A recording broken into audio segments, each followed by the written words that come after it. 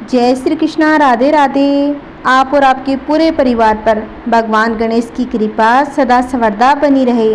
आइए भक्तों, आज हम सुनेंगे एक दंत संकष्टी चतुर्थी व्रत की कथा।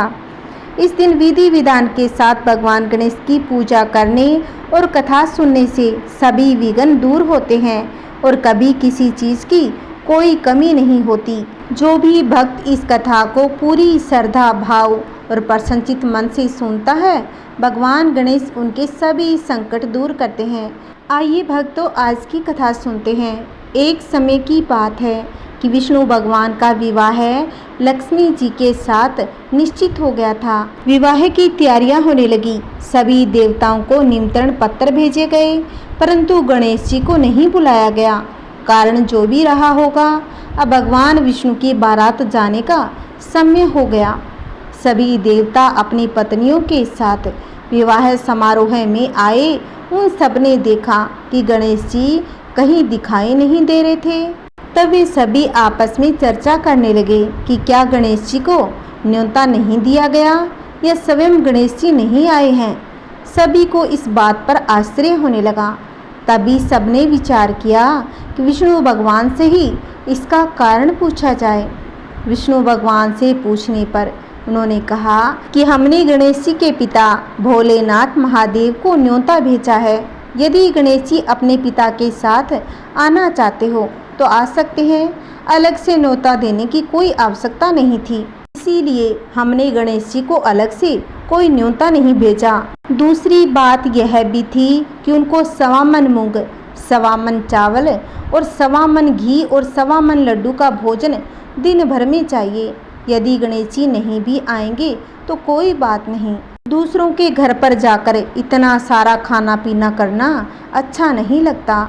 इतनी वार्ता कर ही रहे थे कि किसी एक ने सुझाव दिया, यदि गणेश जी आ भी जाएं तो उनको द्वारपाल बनाकर बैठा देंगे कि आप घर की रखवाली रखना। आप तो चूहे पर बैठकर धीरे धीरे चलोगे तो बारात से बहुत ही पीछे रह जाओगे। यह सुझाव भी सबको पसंद आ गया तो भगवान विष्णु ने यह बात स्वीकार कर ली। और होना क्या था कि इतने में गणेश जी वहाँ पर आ पहुँचे। उन्हें समझा बुझाकर घर की रखवाली करने वहाँ पर बैठा दिया। बारात चल दी। तब नारद जी ने देखा कि गणेश जी तो दरवाजे पर ही बैठे हुए थे। तो वे गणेश जी के पास गए और रुकने का कारण पूछा तो गणेश जी कहने लगे कि विष्णु भगवान ने मेरा बहुत बड़ा अपमान किया है। नारद जी ने कहा कि आप अपनी मूषक सेना को आगे भेज दें तो वह रास्ता खोद देगी, जिससे उनके वाहन धरती में धंस जाएंगे। तब आपको सम्मान पूर्वक बुलाना ही पड़ेगा। नारद जी की बात गणेश जी ने सुनी, वो प्रसन्न हो गए। अब तो गणेश जी ने अपनी मूषक सेना जल्दी से आगे भेज दी और सेना ने आगे जाकर जमीन को खोदकर पोली कर दी। जब बारात वहां से निकली तो रथों के पहिए धरती में ही धंस गए। लाख कोशिश करे परंतु पहिए नहीं निकले। सभी ने अपने अपने उपाय किए, परंतु पहिए तो अभी तक नहीं निकले थे, बल्कि जगह जगह से टूट गए। किसी की समझ में कुछ भी नहीं आ रहा था कि अब क्या किया जाए। तब तो नारद जी ने कहा, आप लोगों ने गणेश जी का अपमान करके अच्छा नहीं किया। यदि उन्हें मनाकर लाया जाए तो आपका कार्य अवश्य ही सिद्ध हो सकता है और यह संकट भी टल सकता है। शंकर भगवान ने अपने दूत नंदी को भेजा और वे गणेश जी को लेकर आ गए। अब गणेश जी का आदर सम्मान के साथ पूजन किया। तब कहीं रथ के पहिए निकले। अब रथ के पहिए निकल तो गए थे, परंतु वे जगह जगह से टूट फूट हो गए थे। तो उन्हें सुधारे कौन। पास के खेत में खाती काम कर रहा था, उसे बुलाया गया। खाती अपना कार्य करने से पहले श्री गणेशाय नमः कहकर गणेश जी की वंदना मन ही मन में करने लगा। देखते ही देखते खाती ने सभी पहियों को ठीक कर दिया। वह खाती कहने लगा कि हे देवताओं, आपने सबसे पहले गणेश जी को नहीं मनाया होगा, न ही उनका पूजन किया होगा, इसीलिए तो आपके साथ ये संकट आया है। हम तो मूर्ख अज्ञानी हैं, फिर भी सबसे पहले भगवान गणेश को पूजते हैं, उनका ध्यान करते हैं, उनको सबसे पहले याद करते हैं। आप लोग तो देवतागण हैं, फिर भी आप गणेश जी को कैसे भूल गए? यह तो भूल आपको नहीं करनी चाहिए थी। अब आप लोग भगवान श्री गणेश जी की जयकारा बोलकर जाएं तो आपके सब काम सिद्ध हो जाएंगे और कोई संकट भी नहीं आएगा। ऐसा कहते हुए बारात वहां से चल दी और विष्णु भगवान का लक्ष्मी जी के साथ विवाह संपन्न करा के सभी सकुशल घर लौट आए। हे गणेश जी महाराज, जैसे आपने देवता गणों का संकट टाला, वैसे सभी का टालना। कहानी कहते, कहानी सुनाते, हुंकारा भरते, सबके घर में सारे काम सिद्ध करना। बोलिए गणेश महाराज की जय। ये भक्तों, अब हम सुनेंगे दूसरी कथा। पार्वती जी ने पूछा कि हे पुत्र, जेठ मास की चतुर्थी का किस प्रकार पूजन करना चाहिए? इस महीने के गणेश जी का क्या नाम है? भोजन के रूप में कौन सा पदार्थ ग्रहण करना चाहिए? इसकी विधि का आप संक्षेप में वर्णन कीजिए। गणेश जी ने कहा, हे माता, ज्येष्ठ कृष्ण चतुर्थी सौभाग्य एवं पति प्रदायिनी है। इस दिन मूषक रथा नामक गणेश जी की पूजा भक्ति पूर्वक करनी चाहिए। इस दिन घी निर्मित भोज्य पदार्थ अर्थात हलवा, लड्डू, पूड़ी आदि बनाकर गणेश जी को अर्पित करें। ब्राह्मण भोजन के बाद स्वयं भोजन करें। हे पार्वती माता, इससे संबंधित मैं पूर्वकालीन इतिहास का वर्णन कर रहा हूँ। गणेश पूजन और व्रत की विधि जो पुराण में वर्णित है उसे सुनिए। सतयुग में 100 यज्ञ करने वाले एक पृथु नामक राजा हुए। उनके राज्य अंतर्गत दयादेव नामक एक ब्राह्मण रहते थे।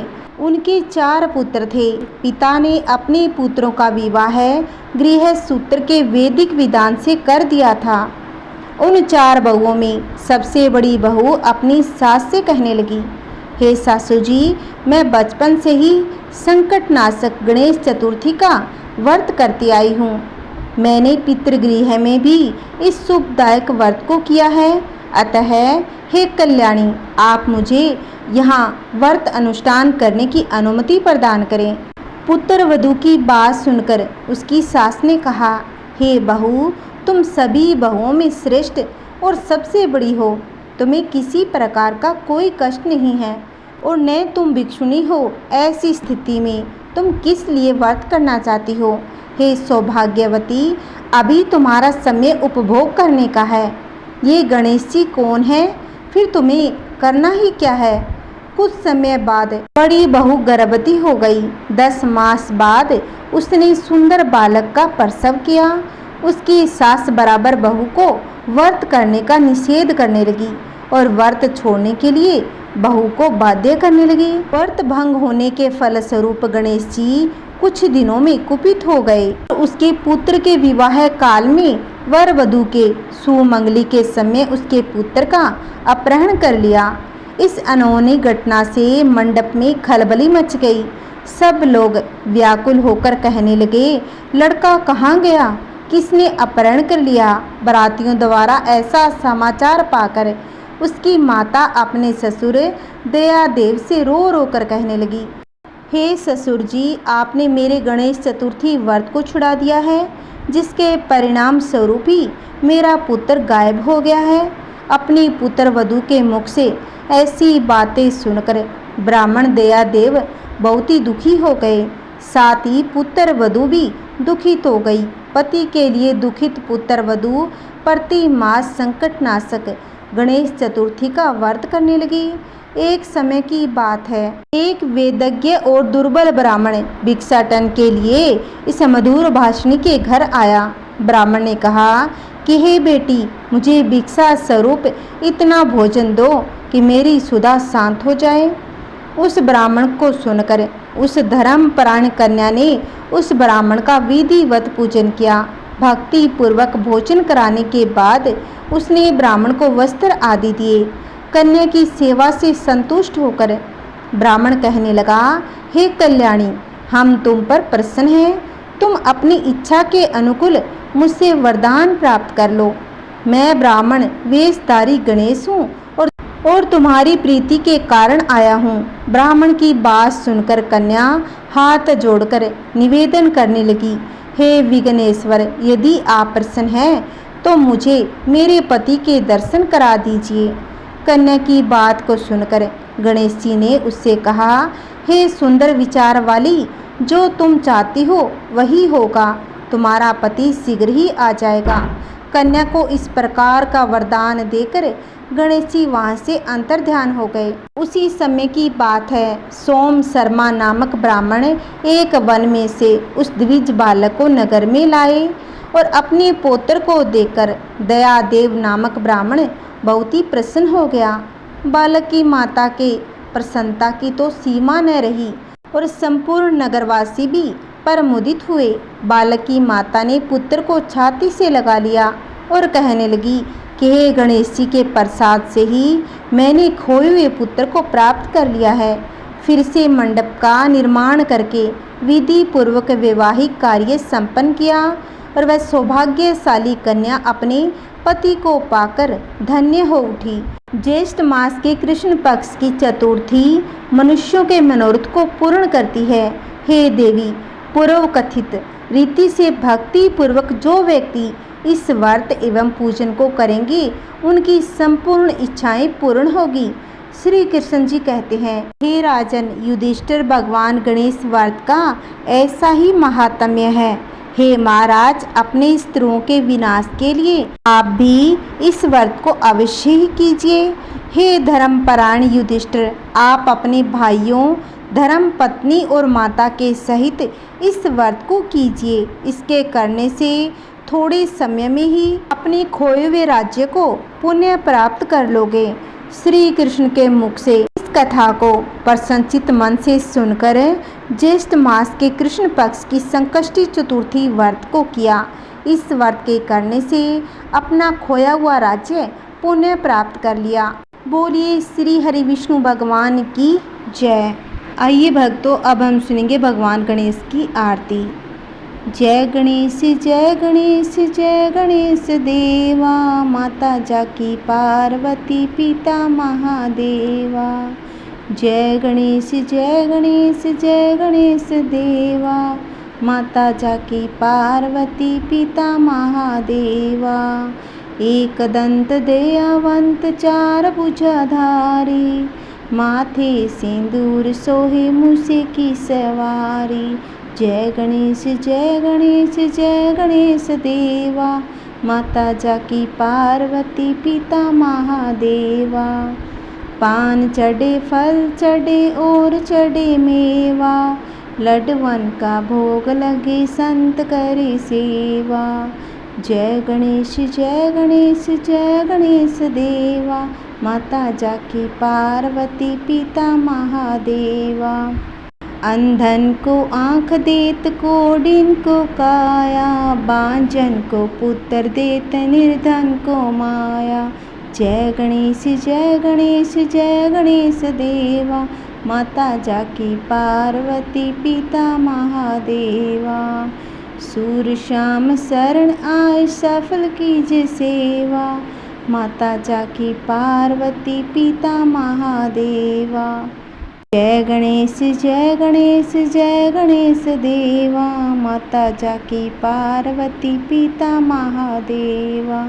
दीनन की लाज रखो शंभु सुतकारी, कामना को पूर्ण करो जाऊं बलिहारी। जय गणेश जय गणेश जय गणेश देवा, माता जाकी पार्वती पिता महादेवा। जय गणेश जय गणेश जय गणेश देवा, माता जाकी पार्वती पिता महादेवा।